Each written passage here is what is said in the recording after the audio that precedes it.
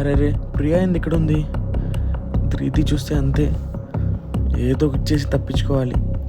హుసేన్ ఏంటి నన్ను చూసి కూడా అలా వెళ్ళిపోతున్నాడు?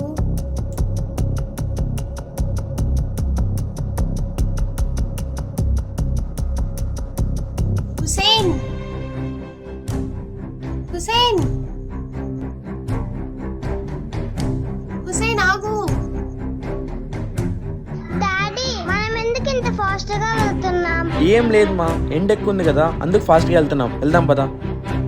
హుసేన్,